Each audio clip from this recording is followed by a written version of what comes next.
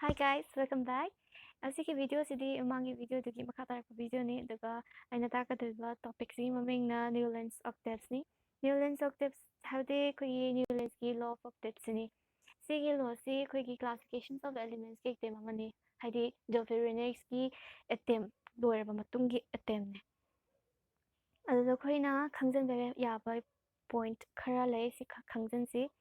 ꯑꯍꯥꯟꯕ ꯄꯣꯏꯟꯠꯁꯤꯗꯤ ꯑꯩꯈꯣꯏꯒꯤ ꯖꯣꯟ ꯅ꯭ꯌꯨꯂꯦꯟꯁ ꯍꯥꯏꯕ ꯏꯪꯂꯤꯁ ꯁꯥꯏꯟꯇꯤꯁꯁꯤꯅ ꯌꯥꯝꯅ ꯏꯟꯇꯔꯦꯁꯇꯤꯡ ꯑꯣꯏꯕ ꯏꯔꯤꯒꯨꯂꯔꯤꯇꯤꯁ ꯑꯃ ꯃꯥꯅ ꯑꯣꯕꯖꯔቭ ꯇꯧꯋꯦ ꯀꯃꯥꯏꯅ ꯇꯧꯒꯦ ꯍꯥꯏꯕꯗ ꯃꯥꯅ ꯑꯦꯂꯤꯃꯦꯟꯠꯁꯤꯡꯁꯦ ꯏꯟ ꯗꯤ ꯏꯟꯀ꯭ꯔꯤꯖꯤꯡ ꯑꯣꯔꯗꯔ ꯑꯣꯐ ꯑꯦꯇꯣꯃꯤꯛ ꯃꯥꯁꯦꯁꯇ ꯊꯝꯃꯦꯗꯅ ꯑꯗꯨꯀꯥꯟꯗ ꯀꯔꯤ ꯈꯪꯕ ꯑꯃꯨꯛ ꯉꯝꯒꯦ ꯑꯦꯔꯦꯟꯖ ꯇꯧꯕ ꯂꯣꯏꯔꯀꯥꯟꯗ ꯃꯥꯅ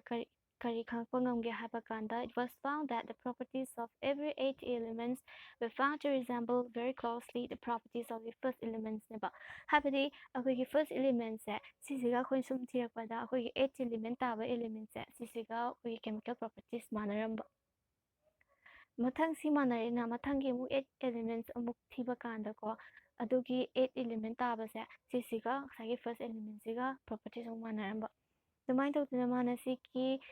repetition se mana kariga compare tawge haba kanda khoigi musical notes sa laiba octave sika mana compare tawkiba sim compare tawba kanda chanaba dagi mana si law of octave se mana suggest tawkibane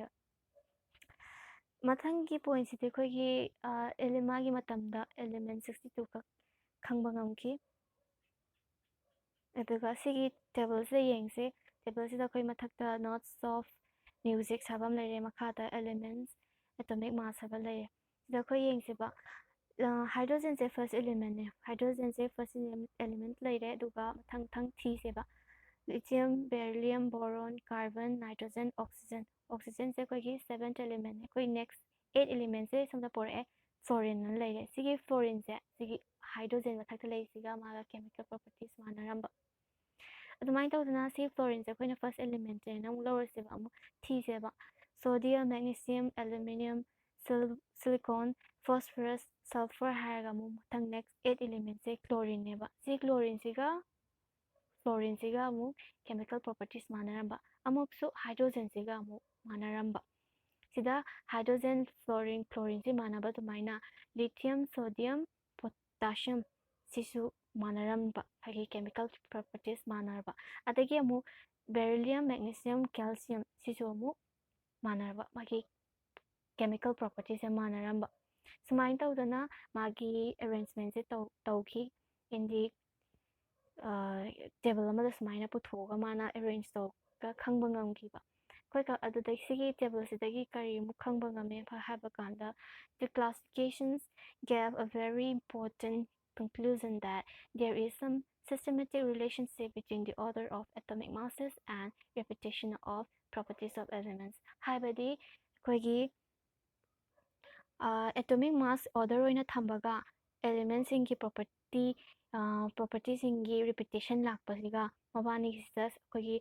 yamna systematic over relation amakha phangba ngameba sini khogi sigi losna haise aduga khogi limitation su leiba sigi law se haidi kaigino habada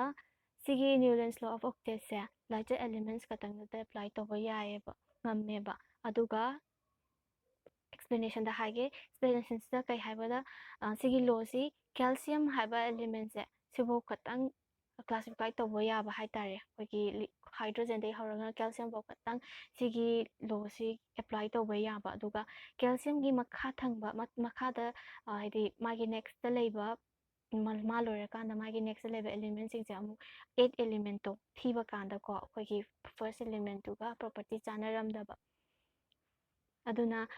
sigi law se successful oigidreba haidi element sing do magi octave structure da